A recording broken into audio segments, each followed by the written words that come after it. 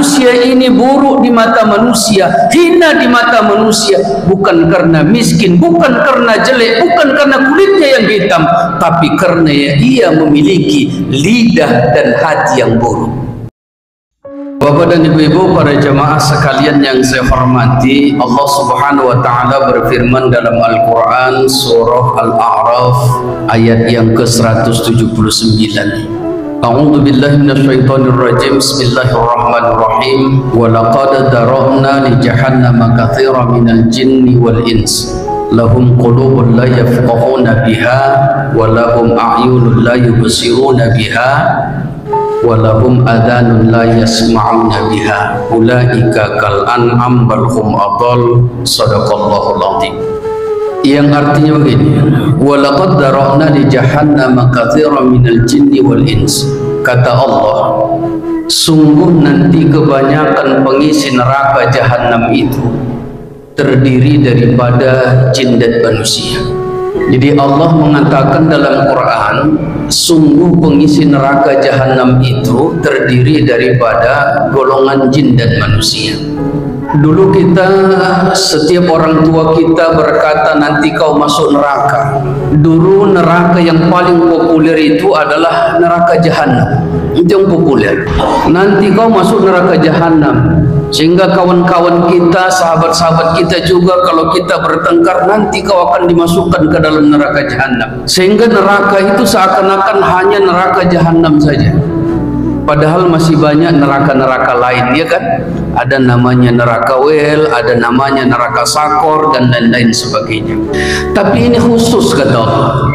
Walaqad dara'na li jahannama katsiran minal jinni wal ins. Kata Allah, banyak nanti orang akan dimasukkan ke dalam neraka jahanam itu. Di antaranya adalah manusia. Apa penyebabnya? Inilah yang kita kaji malam hari ini. Dan tentunya kita berupaya, setelah kita kaji ini, berupaya kita dengan sekuat tenaga kita untuk senantiasa bersungguh-sungguh menjaga diri kita, jangan sempat mampir. Kalau bisa nanti segala proses yang kita lalui yaumil qiyamah, mulai yaumul ba'as, hari berbangkit, dan kemudian kita nanti akan dikumpulkan, dan kemudian nanti akan dihisab, dan kemudian yaumul mizan, timbangan. Prosesnya kalau bisa jangan lagi mampir ke neraka, kalau bisa langsung. Di Al-Quran surah Al-A'raf 179 ini menjelaskan kepada kita bahwa banyak nanti manusia dimasukkan Allah ke dalam neraka jahanam. Apa penyebabnya? Paling tidak Bapak dan Ibu, berdasarkan ayat ini cuma 3 saja penyebabnya, nggak banyak-banyak. Dan yang 3 ini berdasarkan Al-Quran itu semuanya melekat pada diri kita, bukan di luar diri kita, tapi dalam diri kita, yang melekat pada diri kita, yang kita bawa hari-hari, tiap hari kita bawa. Ternyata itulah penyebabnya mengapa Allah masukkan manusia itu ke dalam neraka jahanam. Penyebab yang pertama kata Allah berdasarkan Quran surah Al-A'raf 179 ini, lahum qulubun la yafqahuna biha. Baginya ada hati, tapi hati tidak digunakan dengan baik. Itulah penyebabnya. Jadi nanti banyak di antara manusia dimasukkan Allah ke dalam neraka jahanam itu bukan karena faktor luar. Kalau bahasa orang sekarang, faktor eksternal. Kan ada 2 itu faktor katanya. Satu faktor internal, satu faktor eksternal. Yang kita kaji hari ini adalah faktor internal, yang sifatnya datangnya dari dalam diri kita. Kalau kita baca dalam Al-Quran berbicara tentang hati, banyak ayat Al-Quran bercerita tentang hati. Salah satu diantaranya kita buka surah Al-Baqarah di awal-awal. Fi qulubihim maradun fazadahumullahu maradun. Inilah yang paling banyak. Dalam hati mereka ada penyakit hati. Berulang-ulang kita kaji. Kita ini manusia semua punya penyakit hati. Jangan pala sok hebat gitu. Jangan pala sok paten gitu. Ketika jumpa sama kawan, aku alhamdulillah tak ada pala rasa iriku, rasa dengki. Aku alhamdulillah, lempeng saja ku rasa dunia ini. Tidak begitu.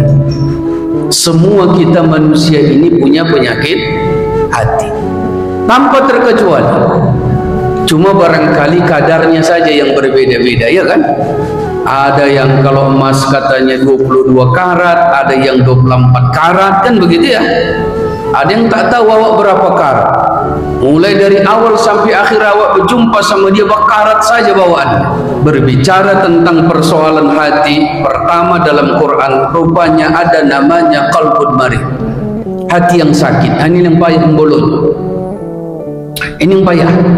Bukankah Rasul sudah mengingatkan kepada kita, ala wa inna fil jasadi mudghah, sesungguhnya dalam diri kamu itu ada segumpal darah. Apabila baik segumpal darah itu, maka baiklah seluruh tingkah lakunya, dan apabila rusak segumpal darah itu, maka rusak tingkah lakunya. Ala wa hiya qalbun, ketahuilah yang segumpal darah itu adalah hati. Jadi kalau kita sudah berkumpul, berteman, berkawan, carilah orang yang barangkali tak banyak penyakit hatinya.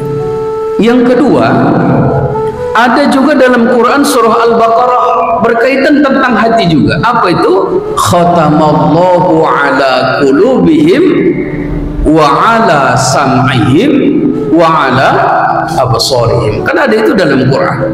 Allah tutup pintu hatinya. Ini yang payah. Wa ala sam'ihim wa ala absarihim. Allah tutup pintu hatinya, Allah tutup pendengarannya, Allah tutup penglihatannya. Bukan berarti dia tidak mendengar, bukan berarti dia tidak melihat. Dia mendengar, dia melihat, tapi ternyata tidak mampu mengendalikannya dengan baik dan benar. Itulah dia yang kedua. Baru lagi yang ketiga, hati itu ada namanya qalbun salim, hati yang bersih. Inilah kalau bisa kita cari. Yauma la yanfa'u malun wala banun illa man atallah biqalbin salim. Pada hari itu tidak ada manfaatnya bagi kamu harta kamu dan anak-anak kamu. Di sini dunia ini harta ini nilai ya, kita kumpul, kita kumpul, kita kumpul, kita kumpul. Anak-anak itu, sayangnya kita luar biasa sama anak kita. Tapi nanti di hari kiamat, yauma la yanfa'u malun wala banun illa man atallah biqalbin salim. Pada hari itu tidak ada manfaatnya bagi kamu harta dan anak-anakmu, illa man atallah biqalbin salim, kecuali siapa yang datang kepada Allah dengan hati yang bersih. Inilah kalau bisa kita cari. Kita tadi barusan melaksanakan ibadah sholat. Kita bersihkan pakaian kita, kita bersihkan badan kita, kita bersihkan tempat sujud kita, tapi jangan lupa bersihkan hati kita. Itu yang penting. Berapa banyak orang yang mungkin hebat, bersih pakaiannya, bersih badannya, tapi ternyata hatinya tak ikut dibersihkan. Ini bahaya. Maka amal ibadah yang kita lakukan kepada Allah, insya Allah Allah akan terima kalau diiringi dengan hati dan niatan yang bersih karena Allah. Apapun yang kita lakukan, kita mau berinfak, kita mau bersedekah, kita mau berbagi, kita mau menolong tetangga kita, membantu saudara-saudara kita, kalau niatannya tidak ikhlas dan bersih, maka tidak mendatangkan nilai apa-apa di hadapan Allah. Inilah yang disebut Allah tadi, illa man atallah biqalbin salim, kecuali siapa yang datang menghadap Allah dengan hati yang bersih. Mengapa Allah masukkan manusia ke dalam neraka jahanam? Salah satu penyebabnya adalah karena tidak menggunakan hati yang baik. Ada satu kisah begini. Seorang majikan disuruhnya ini, seorang tuan disuruhnya ini, pembantunya ini beli daging. Pembantuku, tolong dulu beli daging yang paling enak di dunia ini, enggak ada tandingannya. Maka pergilah pembantunya belanja ke pajak. Begitu belanja pembantunya ke pajak, dibeli pembantunya daging itu, pertama daging lidah dan hati dimasak. Begitu dimasak, dimakan tuannya, enak. Hari yang kedua, tuannya kembali bilang sama pembantunya, wahai pembantuku, hari yang kedua ini aku minta sama kau, tolong dulu belikan aku daging yang paling buruk di dunia ini. Pembantunya berangkat balik ke pajak, dibelinya daging lidah dan hati, dimasak balik. begitu dimasak dimakan enak. Hari yang ketiga tuannya bertanya kepada pembantunya, hari pertama saya suruh engkau membeli daging yang paling enak di dunia, kau masak dan sudah saya makan, enak rasanya. Daging apa itu? Pembantunya menjawab, ya tuan, daging lidah dan hati. Kenapa begitu? Di dunia ini ya tuan, kalau dia punya hati yang bersih, lidah yang baik, insya Allah kemanapun dia melangkah, hidupnya akan enak. Rumusnya apa? Bersihkan hati, baikkan lidah. Hari yang kedua, saya suruh engkau membeli daging yang paling buruk di dunia. Daging apa itu? Pembantunya kembali menjawab, ya tuan, yang saya beli daging lidah dan hati. Loh, kenapa itu? Ya tuan, manusia ini buruk di mata manusia, hina di mata manusia, bukan karena miskin, bukan karena jelek, bukan karena kulitnya yang hitam, tapi karena ia memiliki lidah dan hati yang buruk. Luar biasa. Sepakat kita itu. Kita manusia ini baik di mata manusia, bukan karena gantengnya kita, bukan karena warna kulit kita putih, bukan karena itu, tapi karena kalau kita memiliki lidah dan hati yang baik. Itulah rumusnya. Kemanapun kita melangkah, kita berharap mari kita jadikan lidah dan hati kita ini betul-betul hati bersih, lidahnya baik. Setiap yang keluar dari mulut kita sesuatu yang tidak menyakitkan hati orang lain. Rasul kita kan dalam hadisnya menyatakan bahwa siapa yang beriman kepada Allah dan hari akhir, falyakul khair, katakan yang baik-baik.